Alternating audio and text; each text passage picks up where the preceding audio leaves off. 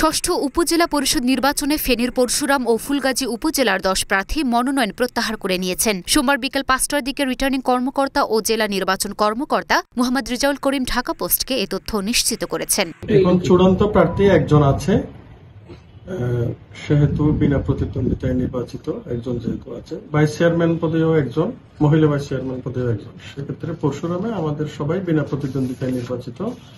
এখানে 3 পদে কোনো নির্বাচন হচ্ছে না।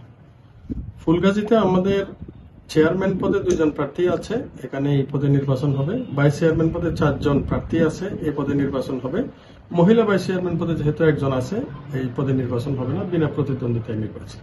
জেলা নির্বাচন কর্মকর্তার কার্যালয় সূত্রে জানা যায়, পরশুরাম উপজেলা পরিষদ নির্বাচনে প্রতিদ্বন্দ্বী সব প্রার্থী মনোনয়ন প্রত্যাহার করে নেয় চেয়ারম্যান পদে উপজেলা আওয়ামী লীগের সাবেক সভাপতি ও জেলা আওয়ামী লীগের উপদেষ্টা বীর মুক্তিযোদ্ধা ফিরোজ মজুমদার, ভাইস চেয়ারম্যান পদে উপজেলা আওয়ামী লীগের যুগ্ম সাধারণ সম্পাদক এম শফিকুল হোসেন মহিম এবং মহিলা ভাইস চেয়ারম্যান পদে বর্তমান উপজেলা পরিষদের মহিলা ভাইস চেয়ারম্যান শামসুন নাহার পাপিয়া বিনা প্রতিদ্বন্দ্বিতায় নির্বাচিত হতে যাচ্ছেন। এদিকে ফুলগাজী উপজেলায় মহিলা ভাইস চেয়ারম্যান পদে মঞ্জুরা আজিজ বিনা প্রতিদ্বন্দ্বিতায় নির্বাচিত হতে যাচ্ছেন। এই উপজেলায় চেয়ারম্যান পদে মনোনয়নপত্র প্রত্যাহার করে নিয়েছেন বর্তমান উপজেলা পরিষদ চেয়ারম্যান আব্দুল আলিম মজুমদার এবং হুমায়ুন কবির। মহিলা ভাইস চেয়ারম্যান পদে মাহফুজা আক্তার এবং সাজেদা আক্তার মনোনয়নপত্র প্রত্যাহার করে নিয়েছেন।